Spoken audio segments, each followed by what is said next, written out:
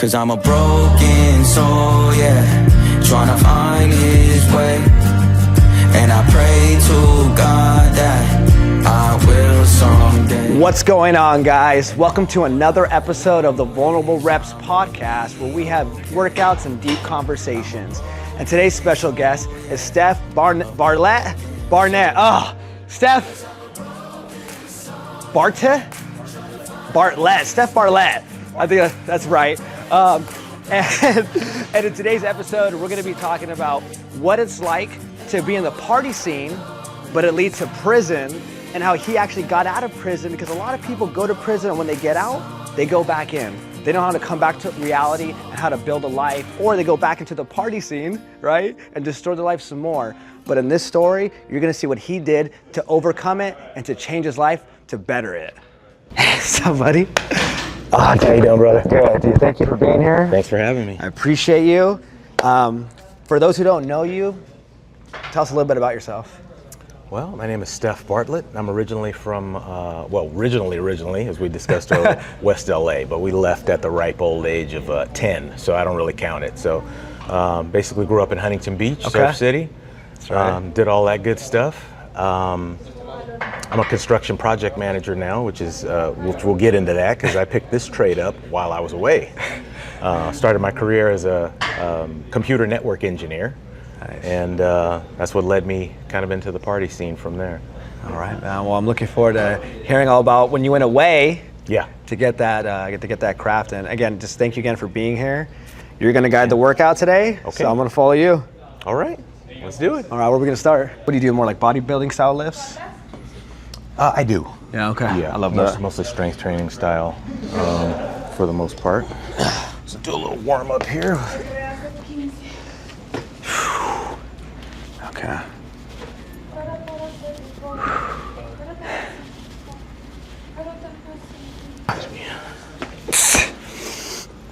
Oh, that feels so nice.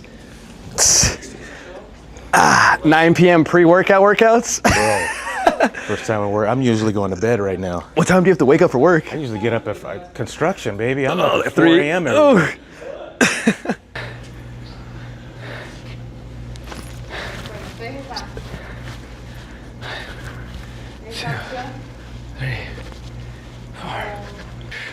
2:30. Right on the nose. I feel like I'm gonna miss it if I jump up. You can erase the box, You right? don't want to do that on camera.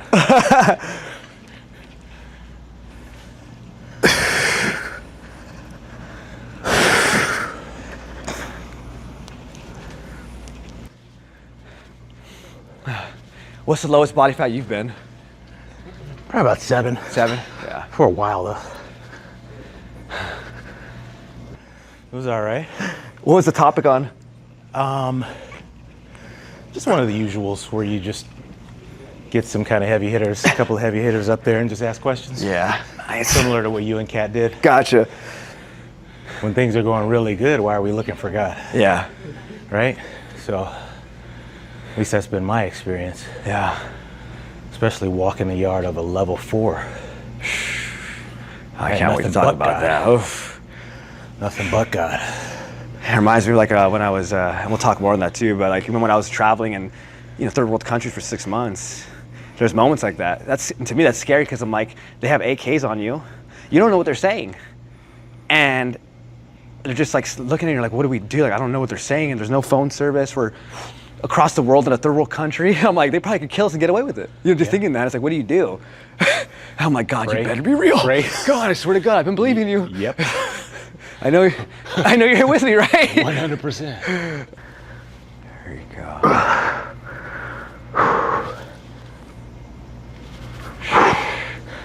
That's that. All right, so this is the last step for me? Yeah, that's it. That's the last one.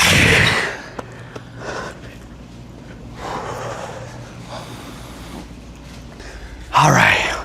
So, in your story, I always find it fascinating, right? Because, like I said, I think a lot of people, when they get locked up, they stay locked up. Or they come out, they go back in, right? Whether you know someone with that story, whether you see it, studies show it. And I really want to kind of highlight your story because I don't think people just wake up one day saying, I want to do drugs and party and end up in prison, right? I don't think we wake up like that. And so what I want to ask you is, like, what was your childhood like, and how it led into like the party scene? That's what I want to know. Okay, so for me, chaos kind of started early. Pretty much right from birth. You know, I had a mom that essentially spit me out and bounced, right, at the hospital. Oh wow, really? Yeah, oh yeah. So my grandfather on the spot claimed me in the hospital. So literally, you come out your mom, she dips out of the hospital. She dips. We didn't see her for, well, she'll start a pattern of popping in and out, but it started on day one. Wow. Started on day one. Like she was trying to negate my existence. At least that's how I took it as I started getting older, and understanding that, wow, what mom does that? When did you kind of like start to think that? If you remember, like what age were you when you started to kind of recognize that? Young, 4. I was very precocious. Okay. Very precocious kid. My grandfather nicknamed me Old Man. He was my best friend, but that was my nickname, Old Man. He says, you're like a 60-year-old man in a 5-year-old's body. I always wanted to do what he was doing. Yeah. And he's watching black and white John Wayne movies, and he's like, you like this stuff? I'm like, yeah, I love it. And I did. I loved it. Anything black and white, old war movies, Torah, all this stuff. I was down with it. But yeah, I can remember 4 or 5 years old, as I was telling you earlier, at certain functions that are for, parents and their children, they were never there. Like my grandparents always took me to Cub Scouts and then Boy Scouts and Little League baseball. I was a pitcher, so I can relate to that, which is how I got that. Whole other story. But where was Dad at this time? Great question. Same thing. He was absentee also. He popped in and out as well. He popped in so little though that I didn't even know he was my dad until in my teens. Oh wow. So for you, your grandparents were your parents? Grandparents were my parents, and I called my grandmother Mom and my grandfather Pop. And I was fine with that, but like I said, there are certain moments where you're looking around and it's like, everybody else has parents. Mine didn't think enough. I mean, it was one thing to not know that I was adopted or something like that, but which essentially I was by my own grandparents, but to know that they're around because they pop in and out. Like you're here and then you leave, you don't want me, and then Dad, you're here. I give my dad a pass because he was in Special Forces in Vietnam. He was 101st Airborne and tip of the spear. He was. Some of those atrocities that you hear were perpetrated by American soldiers in the interest of trying to weed out the Viet Cong. They were hiding amongst villagers and things like that. And they came to a point in the war where American forces were firebombing these villages, women, children, whoever was in it, just to get the Viet Cong. He was part of that. He never came back right. Something snapped in his head during that whole trip. He never talked about it, still won't talk about it, the little interaction that I have with him today. So I give him a bit of a pass because he's not all the way there anymore. He didn't come back the same. Everyone says that. My mother never really had an excuse. She was a massive party girl. Even when she did pop into town to visit us at my grandparents' house in West LA, she'd be there for a moment and then a limo or some fancy car would come and pick her up and she had to flit off and go party. She was a model and all that stuff at the time. And, but yeah, never really had too much of a relationship with her. So I had this very distinct feeling of inadequacy from a very young age. Like I'm not good enough for my own parents. And that led to like hyper aggressive behavior with kids in the neighborhood. If you were part of my crew, it was love. You were family. You mess with anybody in my crew, I would take it to 1,000. It would be 1,000. What do you think it was that kind of like motivated that type of behavior in you? Like, what was it doing for you? It was just anger. You look back on it now, and it was just anger at, I guess, just broken little boy not being cared for by his parents. I mean, it was one thing, again, if they were absentee and stayed away, but for me it was like a slap in the face because they would visit. Yeah. I don't need you to visit. Every time they showed up, it was like this little bit of hope in my eyes, this glimmer of hope, like, which is probably worse. You know, maybe Yeah. they're gonna take me this time. Maybe Just to hurt you again. we're gonna go, Yeah. and then be gone. And I mean, for months, years at a time, both of them. And they hated each other's guts on top of it. So it was a mess. Do you feel like that made you be more like protecting yourself? Like, I'm not going to get close to anybody, or did it actually push you to try to get close to everybody because you want a family so bad? It was, I would say a little of both, because I would put a bigger wall up, but I'd be open to letting people come through that wall. You know, I was always very wary, but once you got on the other side of that, I got to the point where I would damn near kill for you if anybody was messing with you. Like I said, it would go to the 1000th degree. If you're my brother and you call me at midnight saying these dudes are messing with me, I'm already showing up with 10 other guys loaded for bear, and I don't even know what's going on. We're taking it somewhere. Yeah. You don't do that with mine, not mine. And that hyper aggressive behavior, you know, it kind of followed me throughout childhood. Followed me throughout the bar scene when I discovered alcohol at 18, 19. I was always the first guy that was looking for fights. I was good at it. I came from one of those families that, with my old school families, where if you had issues with your brothers, your cousins, we had gloves. We had boxing gloves. We had a designated area in the back of the yard. You know, my grandfather would be the first one to tell you, you know, don't come tell me anything. Go get the gloves.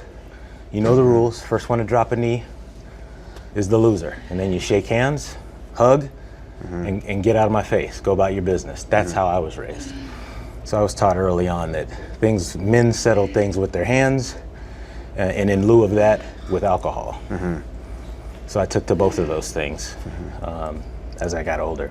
And how was it for you? So you just started drinking till you're 18, you said? Not because I was an athlete. So once I decided that, you know, athlete was not going to be part of my career in college, it was frat boy time now. Keg stands and the whole nine. And did you fall in love with alcohol from like day one? You look back like, man, like this is it right here. Yeah. Right out of the gate. And I didn't like the taste of it at all. But so I had to pound it, whatever it was. So you like the buzz, it's not the taste. 100%. So I like that feeling of alcohol right out of the gate. Yeah. It was like instant confidence. It was all that weight from everything would fall away, and now it's party time. So even though you were a fighter, you're aggressive, you look like you're an athlete, you still, that made you feel comfortable. All that went away. All went away. Wow. Oh yeah, all that went away. Now we all got a buzz. We're all dancing. Yeah. And that's when I started clubbing. That was Red Onion, Huntington Harbor, the Red Onion days. We had a Pepper City of Industry. Yeah. And I started getting into the party scene. Yeah. That's how it started. 18, 19, and then, like I said, once I got to around 21 is when I started discovering the house music and the deep house clubs. Oh, so from 18 to 20-ish, it wasn't house music yet. That was just No. like clubs, just like bars, club, Fake normal ID, music, and, fake IDs, and all bars. that. Straight bars. And how did you get to your first like house scene? Did someone invite you to it? Did you see something? Like what was it? Did you walk into an accident? So I got invited. Let's see, where was the function? Let me think this out. It was with, matter of fact, the guys that I told you that's still partying, and the lady that's still partying, who are both now in their 60s. Still partying? Still partying. They were the ones that got me on that scene. They were like, okay. They were friends of friends, and I would see them around. Always cool people, and they're like, hey, you ought to come to X function. It's in Vegas. I'm like, all right. Come to Vegas for something called the Pimpin' Hoe. I'm like, everybody's dressing like pimps and hoes. Dennis Rodman is hosting the event. Of course he is. I'm like, okay. It's at the Mandalay Bay Event Arena. Okay. There was 40,000 people there Holy dressed as pimps and hoes, and it was put on by Spirit World Productions, John Huntington and his crew, and that's when I started getting hooked up with those guys. Club Rubber is what started it all. So, so I'm there, and I'm like, okay, this is kind of cool. I'm digging all the people. Everyone's like, okay, guy walking up, I don't know who you are. He's trying to hug on me. What's happening here? Yeah. How you doing, buddy? It's get out of here.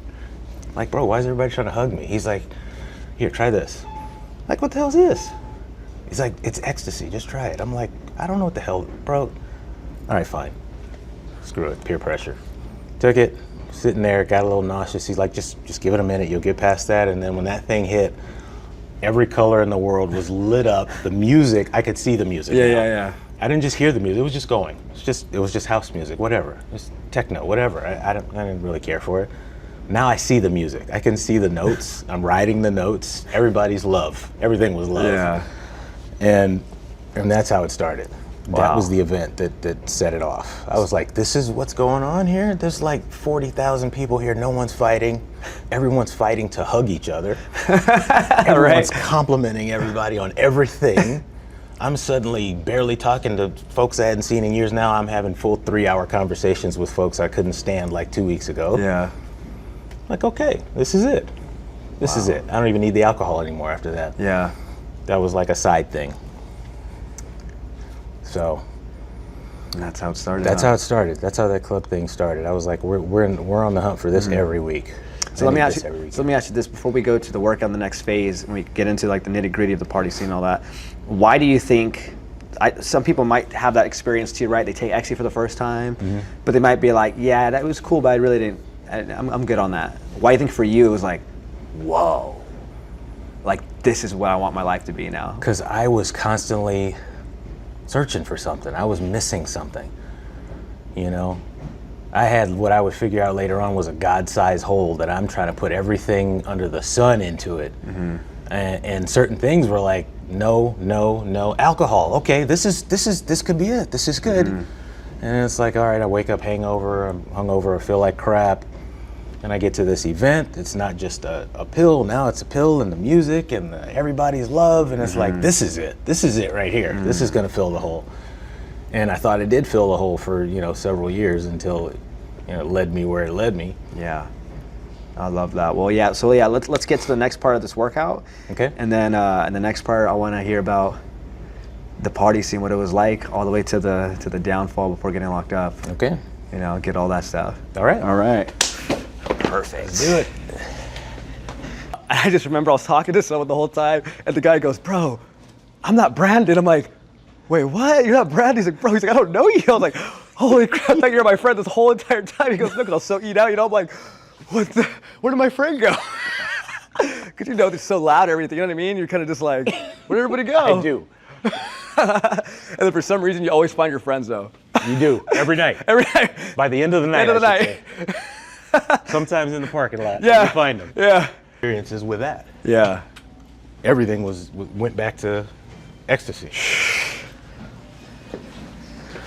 And there was drinking going on too. Yeah. Yeah, that was ever present.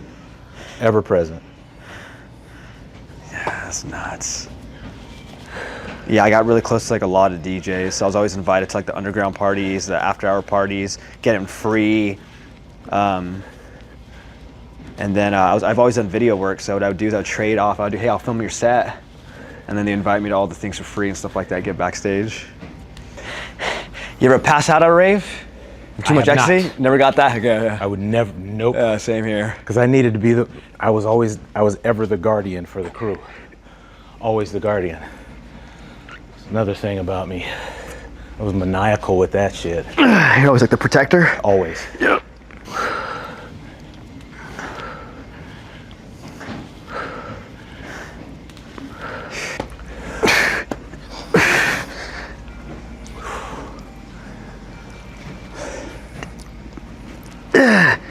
I just remember those days of being like doing a desert party and like I just couldn't get the day off of work, so I'm at a desert party with my friends and I'm like, and I remember everyone else has the day off, all my friends do, me, I'll be fine. And then I'm like, hey guys, and I'm like, dude, just go in. And I'm like, dude, I haven't slept. Yep. Fuck, how am I gonna pull this off? I got this, I'll be fine. And I'm just like, oh my God, I hope nobody comes into work today. And I remember one time I worked at a skate shop. So I get there and my boss is in the weekend, so it's just me. And I'm like, yeah, I was just sitting like an 8-hour shift, just trying to stay up, like I'm like, and dude, I passed out. And I wake up to my friend, waking me, he goes, bro, I go, oh shit, he goes, bro, you're asleep, dude. I go, oh my gosh, anybody come in? He's like, no, bro, like, dude, you passed out though. I'm like, fuck. While tripping out. We had Pokeballs, was like the popular for us. They were quad stacks we had. Holy crap. Yeah. Yeah, so that's what they had there. Those times of quads, Pokeballs, Transformers. This was at the Palace in Hollywood. That 3-story one, right? This is the 3-story one. So what happened? You take it? So pop it, roll up, and I'm like, that was the thing. We would kind of prep. We know there's going to be a line. I'm coming from Orange County. So as soon as we hit the 110 and we're getting ready to start heading downtown, I had the music cranked up in the car, like, all right, everybody. Time to pop. Time to drop. Let's do it. And by the time we pull up, park, we're ready to roll literally rolling by the time we hit the front door. I pull up, I'm looking up at the building, and I'm like, you guys see that? I'm like, see what? Did they paint the building? What are you talking about? You don't see, the whole building's pink. The whole damn building's pink. Like, you are tripping. You didn't take one of those pills that so-and-so gave you, did you? Like, no, what? I mean, yeah, why? Isn't that what you guys had? Hell no, that one had acid in it. I'm like, oh, hell no. And it got progressively worse from the rest of the night on. The faces were, people aren't even looking at me, but every eye. Yeah. Like, why are these people looking at, nobody's looking at you. Yeah. See, this is why I don't like hallucinogens. I can't handle hallucinogens. No. Really, just that alone? I really did. Yeah. When I was taking that solo, the first cycle I did with that, I think the first couple of weeks, I noticed like it was going away almost completely. Wow.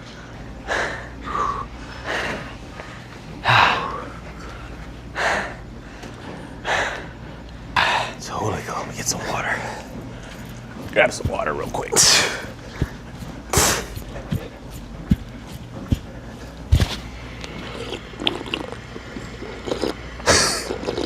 Like to them, they never needed drugs. They just go for the music and they can dance all day and enjoy They the were whole there. day. I was like, damn. All right. So when we last left off, we started to learn basically you grew up not feeling enough, it sounds like, right? Mm-hmm. You kind of have the abandonment from mom. Definitely. Abandonment from dad. You kind of gave your dad a little, getaway card, because you get it, but mom, no. Right. And you said what made it difficult more was it kind of kept on coming back, popping in. So it's kind of like giving you hope and then taking it away over and over again. And over. Which to me can be more traumatizing, you know what I mean? It's kind of like someone taking you back in a relationship and then breaking up with you again and again. And so you find that, right? So you kind of become this protector. This guy, being that friend that I'll take a bullet for you, right? Mm-hmm. You know what I mean? Because usually when we lack a family, we try to find a family. You're right. So we go above and beyond for people. And then one day, you find alcohol, and it's one of your next loves, right? It filled that God void that we talked about, right? That God-sized hole for as long as it needed to. But then you discover raving and ecstasy. Yeah. And like you said, it was this moment of like, oh my God, this is amazing. Right. Hugs, love, connection, family, right? The thing again you've been looking for, right? Oh, I'm gonna put this, which you didn't know at the time, the void for God, but I'm gonna put this, and now you're a raver. So kind of run me through, what was it like, that experience of getting into the rave scene all the way up to the point of when you get locked up? So yeah, it became a way of life. I lived in Orange County, and I was literally in Hollywood every single weekend for years and most of a decade. We're back in LA, with the exception of once a month we had Club Rubber at the now the Observatory, was the Galaxy Theater back then, so we had that once a month. But other than that, I was in Hollywood, all over Hollywood every weekend, seeing my family from all over the place. 60, 70 of them, like I said, every week. See the same faces. Yeah. Always got a good, kind word for you. Always got a hug for you. I thought that was it. Yeah. And at this point, you working a job? Yeah, I was a network engineer. Okay, so you had a big boy job. I did. And you're able to balance going to raves and still working. Absolutely. Yeah. It was, being in IT, it was, it was a typical IT job. It's like the building's not on fire unless the building's on fire. Everything's running smoothly with your computer systems. What's an IT guy doing? We're sitting around. You know what I mean? We're sitting around plotting the next party. So you're able to kind of go to work, kind of just chill, maybe coming down or just whatever. Yes. Yeah. Okay. There was a lot of that, but yeah, it was it was this big up, this high all weekend long, and we would go all weekend. We'd start Friday, and it would not end until Sunday. And at this point, are you doing like the day parties, night parties, after parties? All the above. All going above. Depending on the weekend, yeah, it was all the above. There'd be a night where we would start our night. My night would start on a Friday at, say, midnight. That's how we got started, or 11 p.m. earliest, because all the house clubs were after hours. Yeah. So, we're getting in the car, we're getting ready to go out at 10 in Orange County, heading to LA, arriving at 11:30, midnight, going through all of that.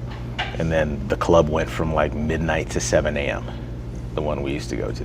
And then from that point, from 8 a.m. to noon was the after party.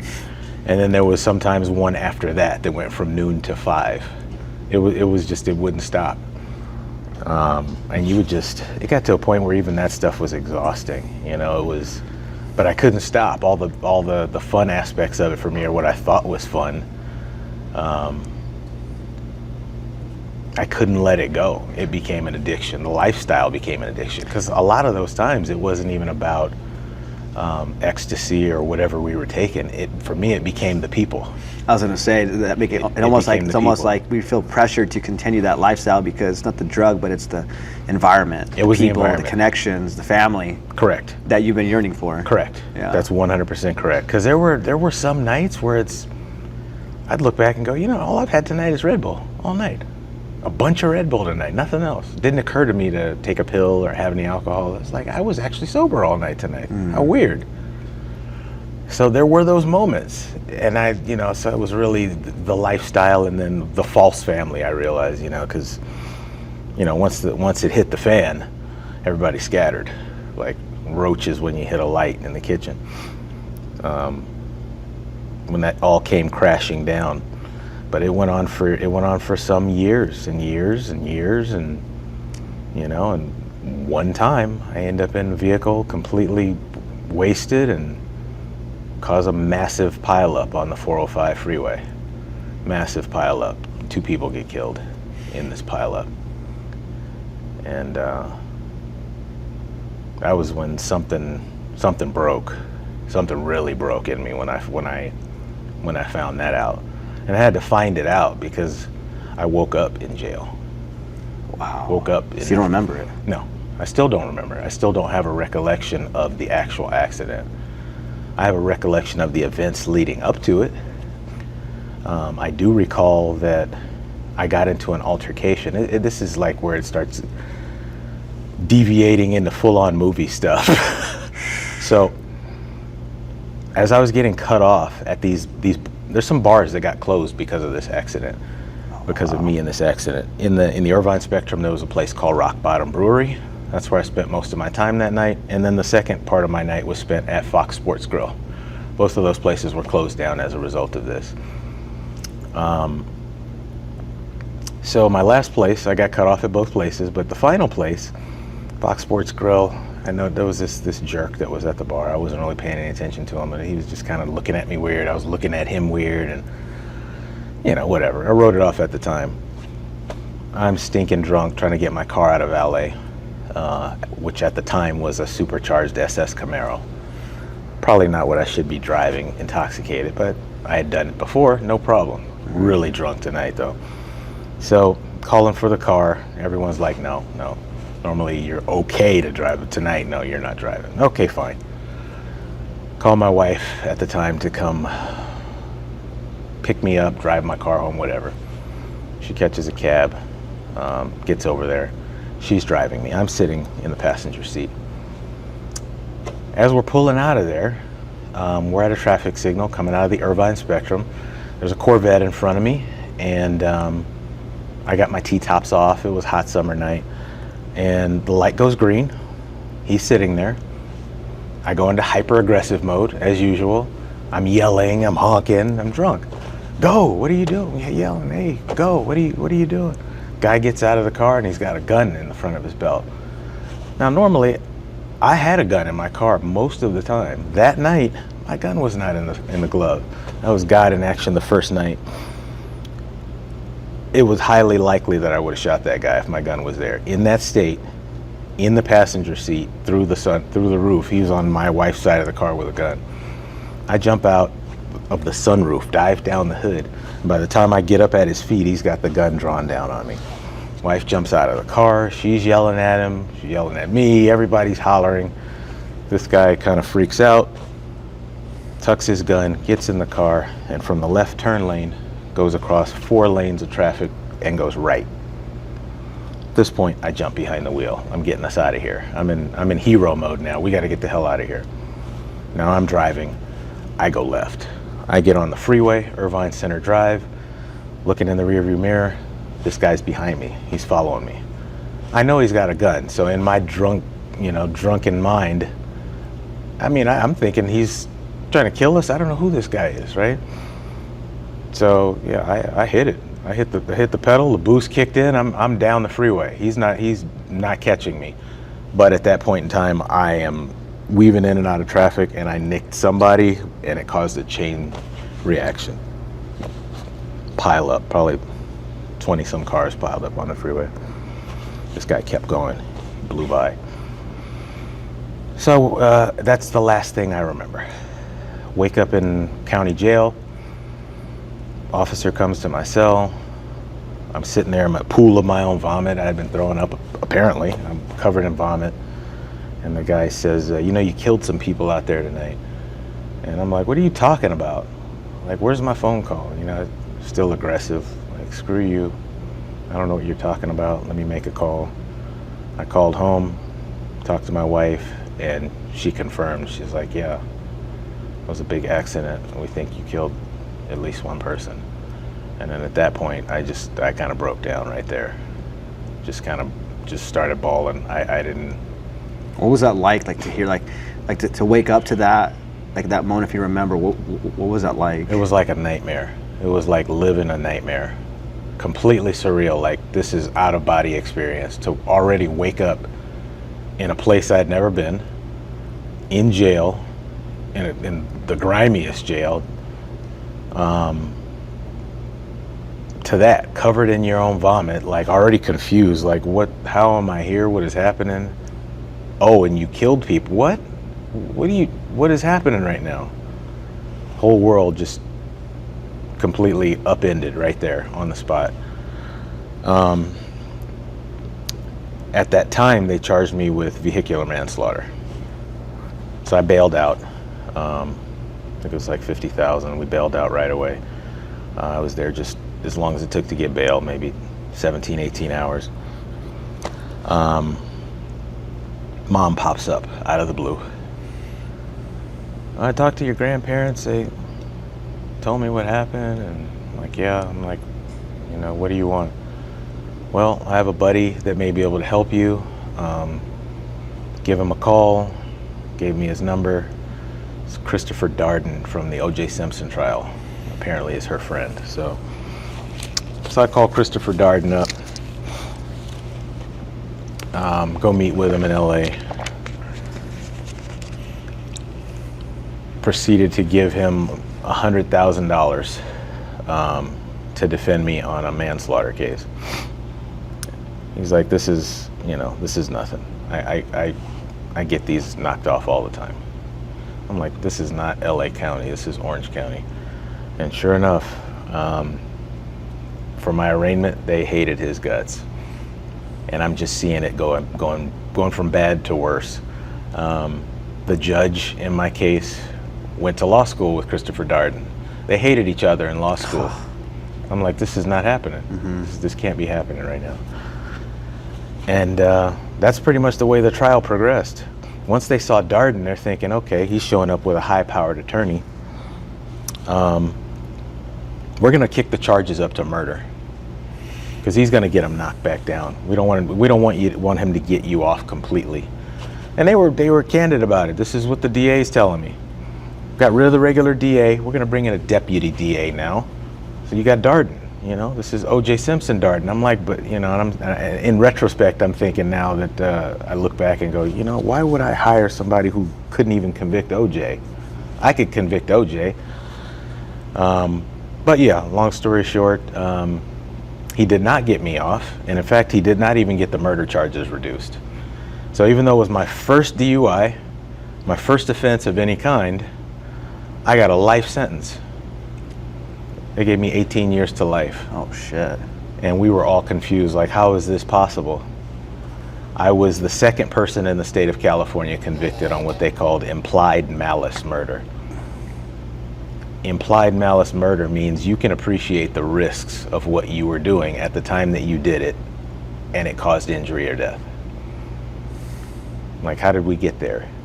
We got there because you were sitting passenger seat, you knew you couldn't drive, then you got behind the wheel and you killed somebody. So going from that to that made it implied malice. If I started in the driver's seat, we're at manslaughter.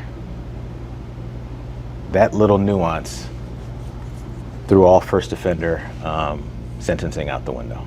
And what was that like for you when you heard that, 18 to life? Life is over. Everything's over. You have to do 18 years before you're even eligible for a shot to go home. Which everybody knows is just notorious for nobody's going home on the first time to the board. Nobody went home. You don't go home, it's 3 years. You come back every 3 years. 3 years, 5 years, 7 years, that's how they do it. Indefinitely. If they don't think you're ready, come back and see us again 3 years. So yeah, at that point, I was actually scoping out places to kill myself in the halls of the courthouse. I was plotting it out. There's a limited amount of time between the courtroom and my holding cell where they let me have my belt I didn't get my shoelaces, but I got my belt. I was trying to find a place where I could put that belt and just, I was gonna end it in that hallway. It was over anyway. Life was over at that point anyway. And right when I thought I had it mapped out, in an area where there was really never any cops and everything else, there was a cop there. That one time, I'd been there for 2 weeks, he was never there except the one day I was gonna try this. So I'm like, okay, I realize now that was God. And I just kind of resigned myself, especially when I heard, the victims' relatives and things coming forth. And they were not angry at me. They were like, they pitied me. They said, this is, God have mercy on your soul, and you have to live with what you did. And that really started, I wanted them to hate me. I wanted them to cuss me out, and they didn't do that. Why do you think you wanted them to hate you? Because I deserved it, clearly. In my mind, I deserved all of that. It would have been much easier for them to just not be kind. And, even a grandmother popped up and just said, a life for a life. That's all she had to say, life for a life. And to me, that was reasonable. That's fair. So I'm gonna go to prison. Fair. Their people aren't here anymore because of me. So I'm gonna go to prison. And then I kind of resigned myself that this is it. This is what I've earned for myself, and yeah, and that was it.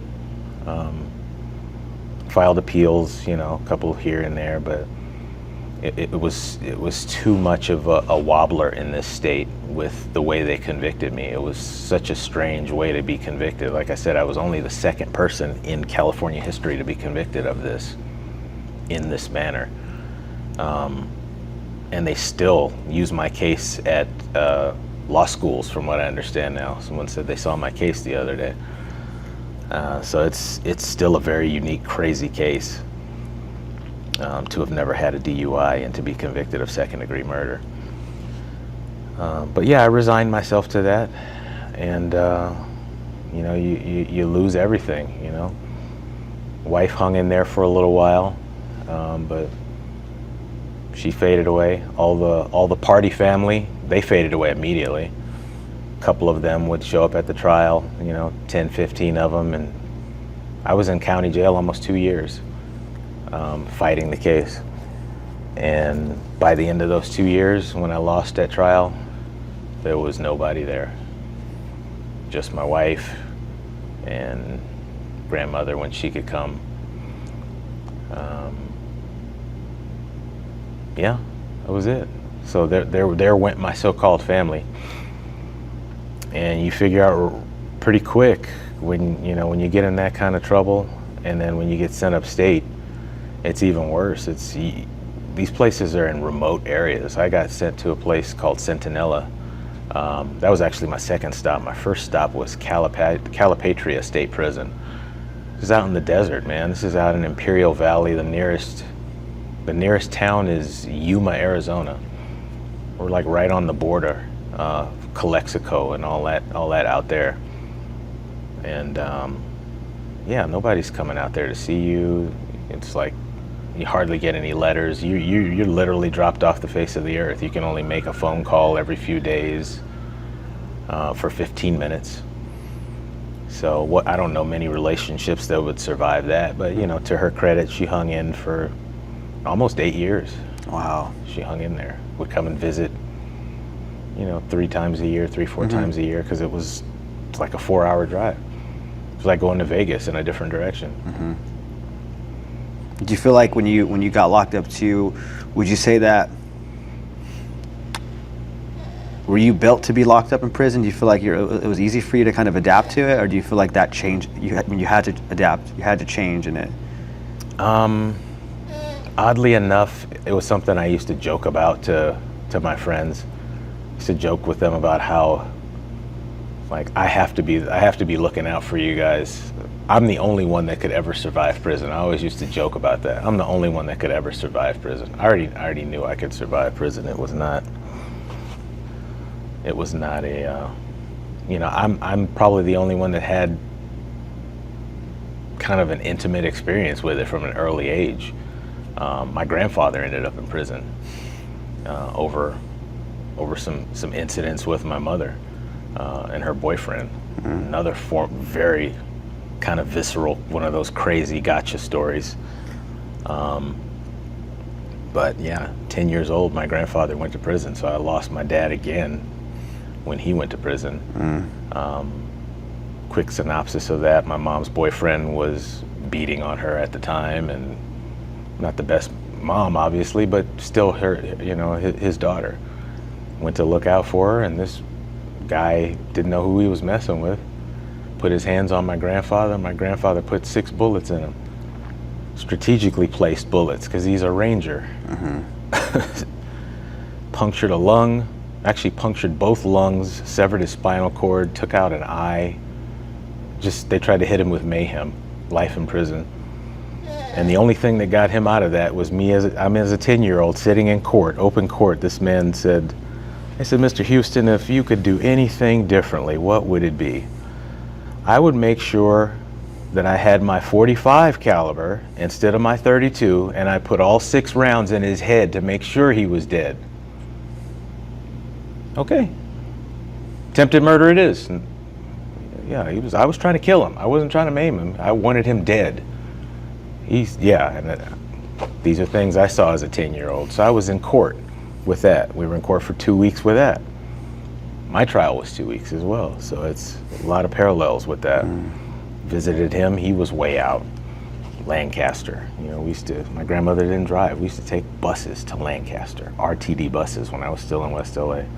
Hours and hours and hours on buses with coins to go see my grandfather. So I was like, you know what, I knew I was kind of built for that, and self-fulfilling prophecy, God's plan, only he knows, but sure enough, I ended up in the same situation. And how long were you locked up for? So of that, I got sentenced to 18 years and 8 months. I ended up doing 14. There was some law changes, probably in 2016, 2017, that basically just allowed for impromptu reviews of people that have had no issues, pre-board reviews, because prisons overcrowding has always been an issue in California, probably still is. But yeah, I was somebody who resigned myself to my fate, but I was going to be as productive as possible. You know, I ended up running most of the self-help groups on the yard, the anger management group. I ran the Bible study group. I ran the AA group.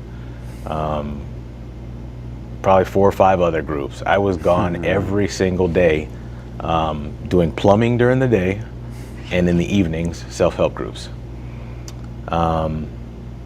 Never a write-up in 14 years. Wow. Never disciplinary action in 14 years. In fact, I got positive write-ups, which never happens, from officers, accolades from officers, accolades from plumbing supervisors and things of that nature, things people never did. Like, they constantly told me, I never write these for anyone, but I'm gonna give you one just to put in your file.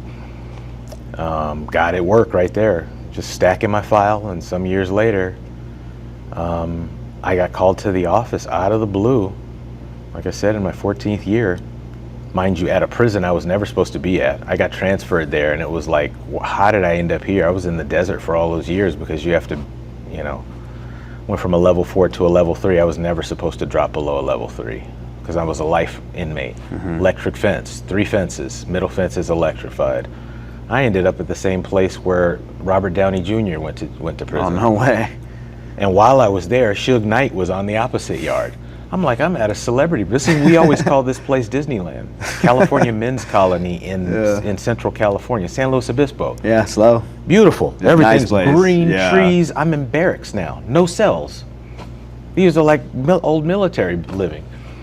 Like, I don't know how I ended up here, but God. So I'm like, well, I'm going to enjoy this. If this is where I'm going to be till, you know, maybe there's hope. Maybe I will get out someday. But I got another 4 years before I can even go to the board. 4 years and 8 months. Out of the blue, I saw the law changes, and I'm like, oh, that's cool. Just keep pushing. Going to college, working on AA degree, all kinds of stuff. Just busy, stay busy. Stay out of the way. That was my thing.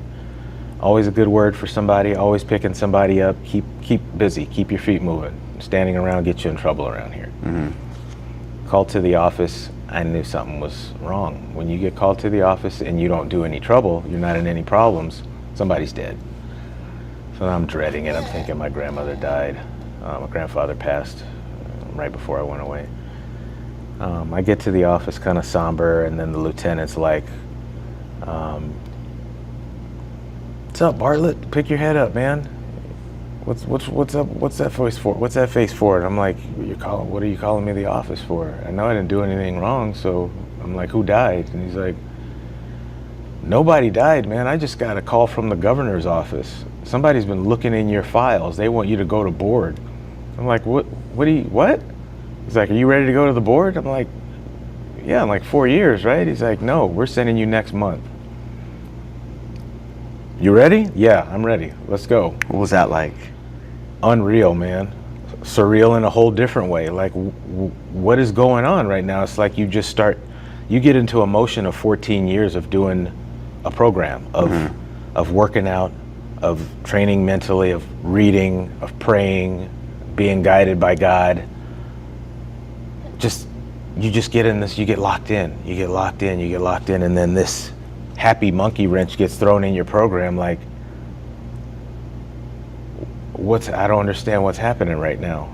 And nobody did. And I'm like, that's clearly God at work in this moment. I've always been a big Halloween guy. And in fact, the night that I went and had my accident, I had just got my Halloween outfit. We were big on Halloween. Every year we went to some Halloween rave or some big thing, and we won the contest every year. I would spend $500-600 to go win a $200 prize. That was me. This year, for the first year, that year, out of the blue, out of all the creative costumes I had been every year, I was like, you know what, I'm just gonna be the devil this year. That same day I had my accident, same day. My costume consisted of some black fingernails, a couple of press-on horns, and a cane that was a human spine with a snake skull on top of it. That was in the back seat of that car the night I crashed. Wow. I never forgot that. This was October 24th, 2003. The weekend, I was preparing for the following weekend for Halloween. I got this news at the end of September of 2017. My board date was Halloween, October 31st, on the day. And it was off-site. I'm in blues all day long for 14 years, but when you go off-site, which I never went off-site, you wear orange and black, Halloween colors, pumpkin colors. So I show up to the board, the officers are dressed like witches and everybody's in costume, and I'm in my orange and black And they start calling, oh, you're dressed just like a jack-o'-lantern. Happy Halloween. And I'm like, this is gonna go well. I just felt it. I went into the board. We had a discussion for a couple of hours, and they granted me parole on the very first try. Wow. Which again never happens. And what was that like on when you Halloween. heard them say that? Right when those words came out their mouth and you knew? I started crying. Yeah. Just started crying. Still makes me want to cry thinking about that. It was the realization now that I'm actually going home. That's all I thought. You know, I'm leaving here. I'm actually going home. They gave me a date to where I'm going home. Surreal again. It was absolutely unbelievable. And yeah, you have to wait a mandatory, I believe, 2 to 3 months, 4 months actually tops. I think they got mine back for a governor's review. Governor declined to review it, let it stand, and I was gone. A few months later, I was released. And then you step out, and it's like a whole other world. Everybody's walking around in yoga pants and like, what is it? You guys just wear these outside now? What is all of this going on around here? It was crazy. But yeah, it was completely surreal, and the closest thing I could ever describe that feeling was the first time I probably had ecstasy. The silver lining of that, right? Oh my God. It was better than that. Yeah. It was better than that. I love that. So what we'll do is we'll end on that note for this phase. Okay. We'll get to the next phase of the workout, and then on the third one, I want to hear about now how you navigated life after that. Okay. Because I think, 14 years you said you were locked up? Mm-hmm. It's a long time. A long time. And you know, the accident that you're in, right? Like you said, you got to live with it. Yeah. Sometimes people can't. They don't know how to. Yeah. And obviously you're still here today and you're thriving, and I think that the final phase of this will be a beautiful thing to give people hope that are shaming themselves for mistakes that they made, and or in fear of can they ever get back to reality. And I think what you're going to share for the next phase, you'll give people a lot of hope. Okay. And I appreciate the vulnerability with that too, because that's a heavy situation. For sure. All right. All Let's right. get to this next workout. All right. Whew. God, that was heavy. Yes, sir. I feel like I was in a movie. It's nuts. I felt like I was living in a movie.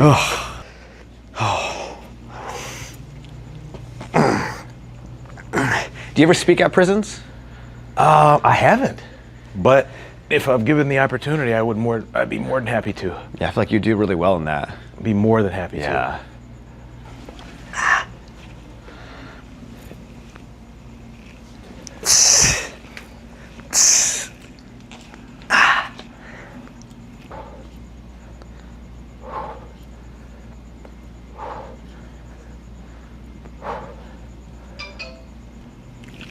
You want to do that?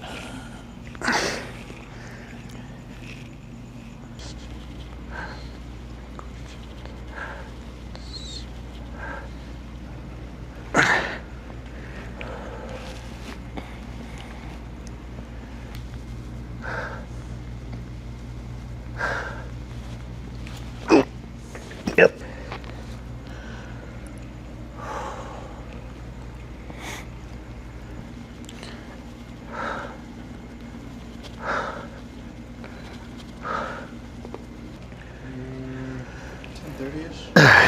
Because all early people, huh? I gotta be like at 3 a.m. every day, and I wake up at 7. Ooh, that's nuts. I couldn't do it. I'm a zombie with only 5 hours of sleep. All right, so the last place we left off was heavy. Yeah. You're drinking, driving, blackout. You wake up in jail, finding out that 2 people died in that accident, and now you're hearing 18 to life, and you've done about 14 years at this point, and you get this news. They give you a date to sit down, and you find out you're a free man. And like you said, the feeling was so surreal. It was like the first time you took ecstasy, right? Right. Like that powerful, even better, you said. Right, even better. So a lot of times, this is people's story. They do get out. but not everybody stays out, whether it's them being institutionalized, and now there's some fear of being out there, or maybe they were locked up and they got out, but they still, want to be a part of a certain lifestyle, go back to the party scene, go back to that lifestyle, right? So then they go back to it, and sooner or later they get back locked up. Or there's challenges, you get out, but now you have these charges over your head that make it difficult to work, to live life, and sometimes it feels defeating, when you're rejected over and over again based on what you did in the past. Or, some people can't live with what they did. So what I want to ask you is, from the moment you got out, how did you navigate those obstacles that I just shared, if those are obstacles for you? Well, first off, I never became institutionalized. I made it a point to never fall into that. And I think it's a little different for lifers. For the guys that go in and out and in and out and in and out, they're very institutionalized, high recidivism rate, 70 plus, 80 plus % recidivism. You know what the recidivism rate for a lifer that's been granted parole? Less than 0.5%. It's a very different thing when you're given, say, 15 years flat. No L, a lot of time, but you do that 15 years, you get in there, you get locked into a way, you're going home at some point. The difference for lifers is we don't know if we're ever going home. We have a shot to go home after that first number. And as we saw time and time again, friend after friend went to the board, denied, 3-year denial. That was a win. That was the minimum denial. I get to go back in 3 years. For me to get that on the first try was already completely abnormal. But the way I did my time was abnormal. There's not many people I know of that had 0 write-ups in 14 years of any kind. And how is that possible? Like, what were you not doing to not get written up? Like, what were you doing? Like, how did you navigate that? Well, for me, once I came to the agreement with myself that, I killed people. I earned this. They didn't earn the early death I gave them. I earned this. So we're going to make the best of it. We're going to try to help other people get through it. That was my mindset from the beginning. Try to make something right out of whatever's left of this life. Not knowing whether I'll ever go home again, that's fine. I'm going to get right with God, and I'm going to do my best to school some of these youngsters coming through here with 2 years, 3 years, a little bit of time. They were the biggest offenders. They're smoking weed, they're running the yard, they're all the crazy stuff, trying to get tattoos. It was a badge of honor to do 2-3 years in prison and get your tattoos and head back out to the homies again. And I was trying to tell them that's not the way. And consequently, I saw some of those guys over my 14 years come back 2, 3, 4 times, same faces. They were institutionalized. For me, I had to commit my life to something bigger than me and my situation. And that was God in that moment. And that's who guided me, guided my steps. I got to the point where I got so quiet internally once I found out why I was there, which is a big question. Why was I here? How did I get here? And it just kept taking me, the more I dug, the further I went back. And that's how I arrived at that 4-year-old kid. This is where it started, 4 years old. That put me on the path to prison, 4 years old, all the way through. Once you make peace with that and start dealing with those issues from 4 all the way on, the abandonment, the anger, and just release them and heal from them in prison. A lot of times, just me and God, because we were on lockdown a lot of times on level 4s. We used to, this was during a time when we'd be on lockdown for, a year at a time. My first year in prison, I came out to see the daylight maybe 3 times in a full 12 months. I was your complexion. Super, I mean, we get light anyway because my family's Creole, but my whole body was like that. No sunlight, which is probably why I still look so young. I'm 52 years old, believe it or not. So,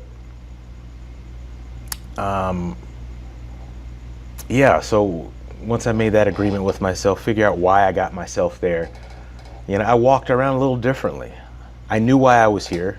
I put myself here, but I ultimately knew why I was here, all the way back to as a kid. So I was trying to help people get to that point that I got to, teach them how to go back. So I started getting involved in self-help groups and trying to get people to share, and getting these hardcore convicts to open up about their childhood. And a lot of times I did. And it helped a lot of people. So to me, that became my purpose, my larger purpose in that moment. So when God saw fit to grant me parole, that was the mindset I was still in. So now I'm free, but this is how I've been living my life in prison, trying to help people. So, it was an easy transition for me, because they require you to be in a transition home and all that kind of stuff. I ended up at Yellowstone Yeah. meeting Miss Honey for the first time over there. But yeah, obviously at that point I had been sober 14 years. Wow, so you're sober the whole time in there too? The whole time. Wow. Nothing. I was done. That's why my sobriety date is October 25th, 2003. That was the last drink I had, was the ones that I had before that accident. That was it. I haven't had a drop since. And it was everywhere. Everything was everywhere in prison. You'd be surprised. Yeah. Everything. Anything you wanted could be slid under your door. And oftentimes things would be popped. You see something slide under your door, slide it right back out immediately. You hang on to anything coming under the door, they assume you want it, and they will be coming to collect for whatever you kept under the door later on. Yeah. And you don't even know who slid it. Yeah, it was a funny place, man. But I learned real quick. So getting out, still being Spirit-led, like I said, the Lord led me through many a riot, many a shooting, stabbing. I just became so in touch with myself and God, because I had literally nothing else, nothing. I had no family, I was solo at that point. Wife had gone, no one, just me and God, nothing. I get up, find myself walking over this way, and I'd be asking myself, what are we going over here for? I don't know. Boom, boom, boom, they're shooting over here now. Oh, that's why. I'm normally sitting right where they were shooting. I went this way today. I went that way this day. Oh, riot breaks out behind me. I was seeing it, and God was letting me see these near misses. I'm like, oh, he's with me. I got this. I kept that going out on the street. So I'm at Yellowstone, and same thing. I'm starting to lead group, taking kids through the steps, because I had already done the 12 steps in prison several times over. I was the chairman of AA by the time I left prison. So no problem. 12-step programs. I started sponsoring people while I was going through transition, went through the little program and everything, stayed there in sober living. But yeah, and also another unique set of circumstances for me is that I wasn't reliant on all of that. Like I said, I was a small business owner. I was a homeowner. I had a great job. I was never a stranger to money and nice things, even in my youth. So when I came out, I had money. I had some accounts that were collecting over the course of the years. So people were wondering how I got out, bought a car, whatever. I was fine. So I didn't have to deal with trying to struggle for money. And now let me ask you this: what was the reason for you to, if you're doing life, right, and there's a possibility that, right, why did you keep those accounts? Or is it just a sense of like, if I do get out, I'm gonna have that money, or were you gonna do something with that money? Well, honestly, I didn't really think about it. I thought about it briefly when my wife talked to me about filing for divorce, and she was broken up about it and all that. And I was like, you know what? You didn't ask for this. Send me the papers. I'm gonna give you everything. Just leave me I had a money market account and I had a 401k. Just leave me that. I always held out hope that I'd get out one day. I had a possibility of parole. It wasn't like an LWOP. Right. And we'll just split that way. Leave me my Chevelle. She left me my '69 Chevelle and my 2 accounts. And that's it. You get the house, you get the furniture, keep your car, everything else. Keep everything else. And she was good with that. I was good with that. Totally fine. So those are the two accounts that I had. I had a money market account that had been sitting, and then I liquidated a 401k that I had. But yeah, I mean, I didn't see any reason to get rid of them. I mean, I wasn't going to give them to her at that point. It was like, if we're splitting assets up, and let me keep something just in case I get out, Yeah. Worst case, if I die, it'll go to who knows. I didn't really think that far ahead, but I always held out hope that someday I had a strong feeling though, honestly, at some point. I think I could get out. And do you think it's because you were so connected to God, right? Yes. It's like you had a spiritual walk, right? Like you said, right? It was from day one, I'm not drinking no more, I'm getting sober, I'm going to figure out why I'm here. Yep. God showed me why I'm here, and now I have a purpose to help out those here so they don't have to go through what I'm going through, right? Yes. And then, so that obviously is you're looking life through a spiritual lens. 100%. Right? At that point, 100%. Yeah. I was very quiet internally. I was always a very anxious person. That was another reason I would drink and try to, do substances just to quiet that anxiety that I had from a kid. I didn't know what that feeling was. It was with me my whole life. It was just this knot that was here since I was a small kid. What is this feeling? It was uncomfortable, but it was always there, and I just made peace with it. That went away, and I'm like, that's what anxiety was? Yeah, I had anxiety my whole life? I've had it my whole life. Yeah. And I would fight out of anxiety and cry out of anxiety and break stuff out of anxiety and drink and party out of anxiety. That was the only time that I was not anxious, is intoxicated and dancing to house music or something. But yeah, big realizations all in prison, with the help of God. So I just kept walking that walk when I got out, and it came time to, I figured I should probably get a job. I have some money, treating everybody in the house to this, that, and the other thing. And it's like, I should probably get a job. We got to restock this. And they're like, yeah, well, we get Goodwill jobs around here. And I'm like, okay, Goodwill, all right, whatever. Let me just go get a job. Yeah. I applied to some plumbing jobs. First interview, guy hired me. I didn't even have my driver's license yet. He just started talking to me. He's like, what kind of plumbing do you know? I started telling him. At that point, I had been on a plumbing crew for more than a decade in prison. I had been plumbing. Yeah. And I mean like new construction plumbing. I was trained by union journeymen that came in. The local union guys came in and directed us. And we built everything in the prison. We built the hospital. We built the administration building from the ground up. And that's what kind of got me into that. But I told him everything I knew, and he was like, wow, you know more than some of my best journeymen right now. He's like, well, you're hired. And I go, you did hear that I just got out of prison, right? Right. And he's like, oh yeah, I heard you. And I was confused. He's like, don't look a gift horse in the mouth here. I'm like, I'm grateful, but you're hiring me. It just went beyond that. He hired me as a service plumber with no driver's license. I can't even drive your service truck. He's given me one of his apprentices to chauffeur me around. I'm like, who the hell does this? And he's like, here, let me show you something. He takes me to this other side of his desk, and he pulls out this picture, and he's like, that's me. Dude is a Hell's Angel back in the day.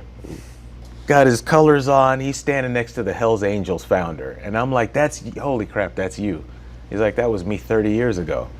And he goes, this is me now. And he pulls out his 35-year sobriety chip. Oh, wow. I said, God shot right here. Right there, God again looking out for you. Yep, first job. So as opposed to a get well job, I got a truck and a job paying $26 an hour right out of prison as a plumber. For something I swore I would never do. It was like, you good at this plumbing stuff. You gonna do this when you get out, bro? Nah, I'm going back to IT. Nah. God had a different plan. Different plan. Yeah. Different plan. And through Yellowstone, I met my fiance, Megan. I'd just gotten out, and she was going through the program. She had had enough of her journey with alcohol also. Yeah. And for the first time on her own, put herself into treatment. That was the big difference over the the instances of relapses and whatnot, but she put herself into the program that moment, 24 hours after I arrived. Wow. And we laid eyes on each other the first week. I knew there was something right away. But I'm not trying to, again, I don't want to mess up anyone's program. Right. But, my eyes keep falling on this person. And, over the course of some months, and, she graduated the program, got sober, I stayed sober, did a lot of speaking. I did a lot of speaking. Some of the local churches lost track of each other for a time. And then I was speaking at that church they call the 420 Church in Costa Mesa, that Presbyterian church on 19th. And Megan comes in while I'm speaking, and my eyes go right to her, kind of pause while I'm talking, and she's bringing in this lady who is just completely drunk, just stumbling, and she's bringing her over to Honey and the groups to get her some help. And then we locked eyes, and she sat in the front row and just hung on every word I said, and we connected after that, and here we are 7 years later. We'll be married next month. That's right. Wow. So what I'm hearing, it's crazy too, because you just see so much God happening everywhere, right? Everywhere. From the whole thing inside, learning all that stuff, to the moment you get out of nowhere, right, earlier, and you go somewhere and you meet your future wife right away. Right away. And right away. Your first job interview, you get the job. Why? Because the guy's in recovery. It has a story too. So he's everywhere, and he wanted me to know, I'm still with you. Yeah. Keep going. Keep doing what you're doing. I'm still here. This is not just improbable. This is all impossible. This whole sequence of you. There's no coincidence. No. That's all God. No, none at all. None at all. So, and from that point on, I just kept advancing. Better company, more skills. Finally ended up in the union. Finished up their union apprenticeship program. And by the time I finished that, I finished way early. Finished that earlier than pretty much everybody else, because I was basically already a journeyman on a lot of levels. But, finished that up in finished up a 5-year apprenticeship in 2.5. Wow. Because I was just hyper advanced. It's like, how do you know this? Prison. I was literally working side by side with union journeymen in prison all day long for $1 an hour. Matter of fact, not an hour, $1 a day. It's $1 a day. And that was like baller money. Right. Most of the jobs didn't pay anything. They pay you like 8 cents. Yeah. Or nothing. Yeah. And those skills, I started being able to stretch my legs a little more with certain employers, and then I finally ended up a union journeyman, and $56 an hour. Wow. Plumbing. And how many years, when you started making $56 an hour, how many years was it after you got out, making that much money?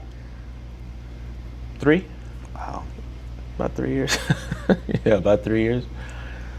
And I just kept going. I ended up at the company I'm at now, working out in the field, and we are probably the biggest company nobody's ever heard of. It's a 94-year-old company, and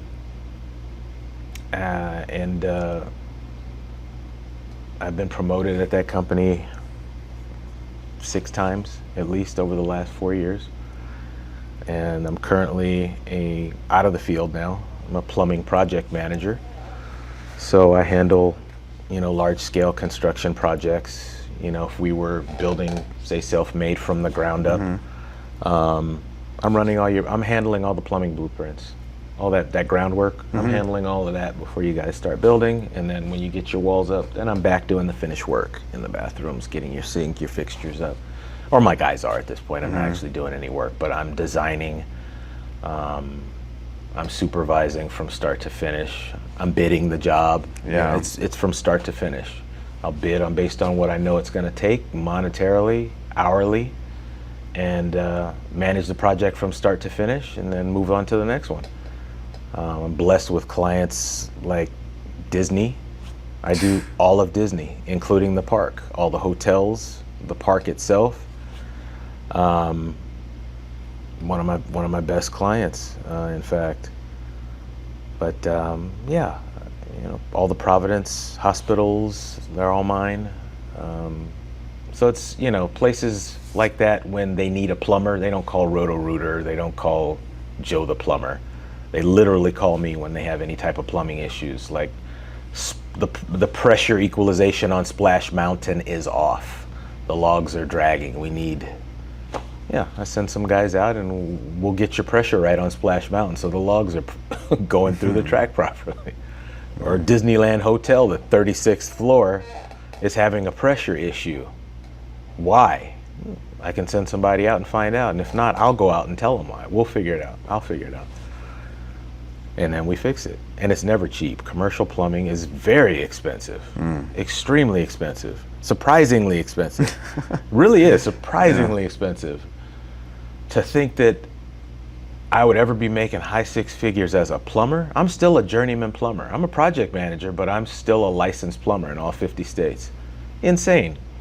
Absolutely insane. So now, I'm handling TI projects. High rises want to redo every bathroom on all 40 floors of the building. Got you. We're going to do a full remodel on all 40 floors. It's multi-million-dollar projects, plumbing. God is ridiculous sometimes. And it's so crazy, right? Because it's like you run into scenarios in life, right? Where people think it's like, I'm never going to get through this. It's impossible. The law won't let me. There's too much paperwork. It's not possible. Like, trust me. Look, it even says it here. If I go on the internet, it's not possible. And people give up. People don't even try. But it's like, if you have God in your life, He will open up doors. He will put the right people to give you that opportunity. He'll change people's hearts. Yes. To want to bring you in. Like, God will do things, and it may not be the logical way to get there at all. But if you just keep on trying, like your situation just shows how all these coincidences, as a logical person would call it, right, happening just like that. One after the other, and they still do. Yeah. And the thing is though, it's because you committed to changing yourself. I think that's a big thing too in your story. It wasn't just, okay, I'm sorry God, I believe in you now give me everything I want. It was getting sober. Action. Helping people, right? Getting into the Bible, right? And continued action. Think about that, right? And get no write-ups. Like, you were actually putting in the work, which is not easy. You know what I mean? It's one day at a time, and because you stood committed, and you get out, and then God blesses you with this blueprint He has for you. Yes. And look at your life. And I just start following it. It's insane. It's a movie. It's a few different movies. Yeah. This thing branches off in a few different movie directions, and it's like God written all over it. It's too crazy. It's too crazy from start to finish. It's too crazy, and it's not even finished. We're still going here. It's like living a really good dream right now. One that was written by God, I'm sure, but one that I never could have imagined. Far, far better than I ever would have imagined, and far better than any life I was living prior to prison. Yeah, I think there's a scripture, we were talking about, me and Anthony and somebody else, where, I don't know, was it Corinthians, right? Where sometimes, we got to be thrown in to go play with Satan, go dance with the devil, to come to Christ. Yes. You know what I mean? And I believe that. God could turn anything evil into good. And He right, will. and I think a big thing too, people might say, like, I'm sure for you too, and this is for you, it's like, God forgives you, and you're doing something with it, but we still own what we did. There's still feelings that come with it. Sure. Right? That's something you have to live with and stuff like that. Yes. What do you feel for you if, like, somebody's like, I'm in a similar situation, he has, like him, I don't know how to live with what I did. Maybe the family's forgiven me, time's gone by, but it just keeps on eating me alive. Like, I don't know if I'm going to be able to accept this still. I was in that point, and then I had a conversation with God. The family, and that was another thing at the parole board hearing, the family didn't come. Normally that's very common. When they don't want you to come, they don't want you out, the family, they show up at the board and say why they don't want this person out. They get notified when I'm coming. Oh, really? Okay, so they know. They knew I was going up for parole. No one came. They let it go. So they have forgiven me, at least to some extent. At least that's what I tell myself that I can't get into their hearts and minds, but It was more of the kind of the sentiment that they expressed at the time I was sentenced. So I got to think that, I was having a lot of trouble forgiving myself, even after that thought with me was kind of ever present, and it was like, okay, the family's forgiven me, the Lord has forgiven me. I don't have the right not to forgive me. Who am I not to forgive myself when the people who have every right in the world to not forgive me, the Lord and the family, have forgiven me? Who are you? At that point, it just becomes ego. At that point, what are you holding on to? You don't have the right to not forgive yourself, is what I had to tell myself. And I had to, and that's how I arrived at that. I knew I was forgiven. I knew I was redeemed by Jesus. And I knew, at least on some level, I was forgiven by the family. So who am I to say, forget the family, forget Jesus? I'm going to just be angry at myself and just what does that lead to not forgive yourself? That unforgiveness is not going to lead to anything good. It's going to end up putting me down an old path, is what it's going to end up doing. And then what would that be for? Now you're really just kind of, spitting in the face of God at that point, is how I looked at it. That's what I told myself. So I was like, okay, I don't have the right. I don't have the right to not forgive myself when everybody else has. Mm-hmm.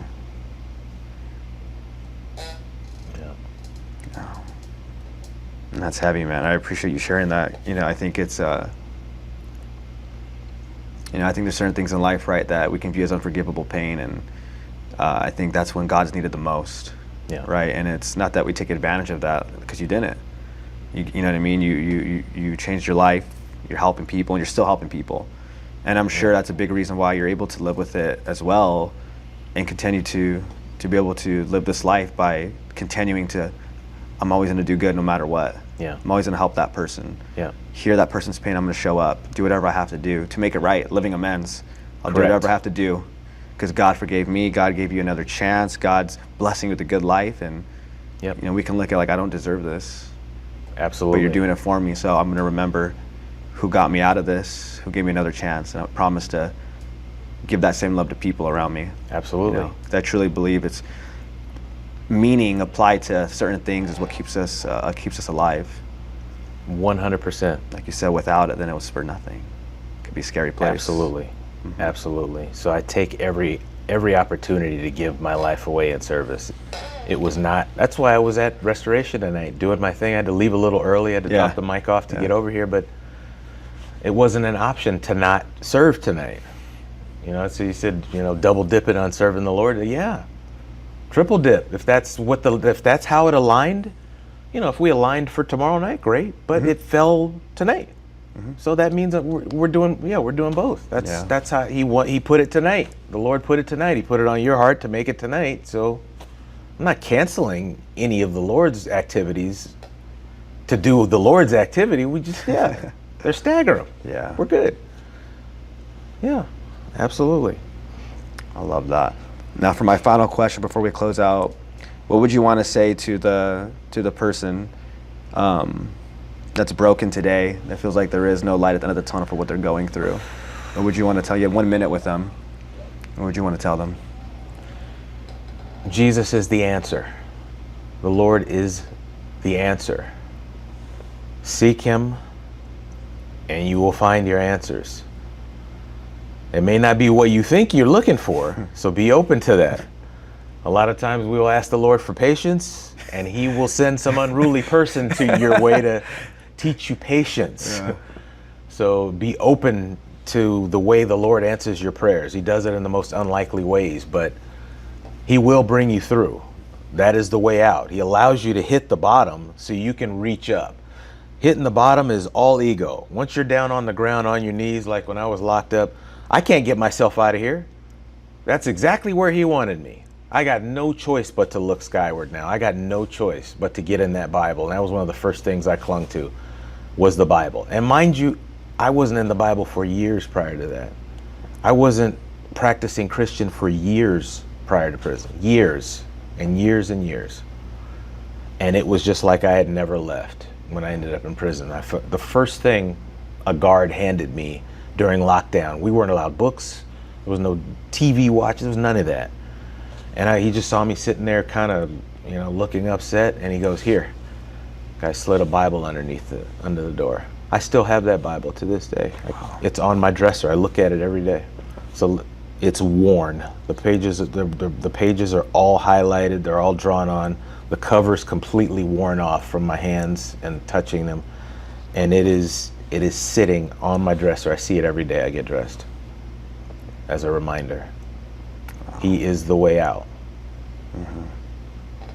I love that. I always say the Bible stands for basic instructions before leaving earth. Absolutely. Yeah. And that's just, and they're so much more than that. But yeah, absolutely the most basic instructions before leaving earth. But if you start digging, exactly that. Living, you start breathing, digging, you'll read the same verse 10 times over on 10 different days and get 10 different things. meanings.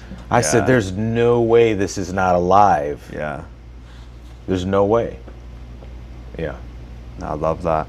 Well, I just want to say I deeply appreciate you coming on this episode, which is probably one of the heaviest episodes we've had, but just for you to be able to have the vulnerability to let people into your world, to give people hope that are in that situation, because it's around, I see it. And sometimes it's easy for us to talk about what happened to me, but it can be difficult to say what I did. For sure. But I think that is so important to talk about, because we've all done things, and sometimes that's the thing we need to talk about the most in a safe space, to know that we're not alone, there is hope, and sometimes we make a bad mistake. That's a life mistake. Right. But there is a way through it. So just thank you. He is the way through it. Yeah. Amen. He is the way through it. So thank you. Thank you. Appreciate you having me. And done. Whew. Heavy. Heavy. That was heavy. Very heavy. Yeah. In today's episode, we learned through Steph's story what absolute surrender looks like, to accept the consequences of our actions and just making the best with what we have. We saw that even in prison, someone can find peace and grow with their higher power. We don't control the blessings, but we do control how we respond to life, the good, the bad, and the ugly. So thank you guys for tuning in to another episode of the Vulnerable Reps podcast. I'll see you on the next one.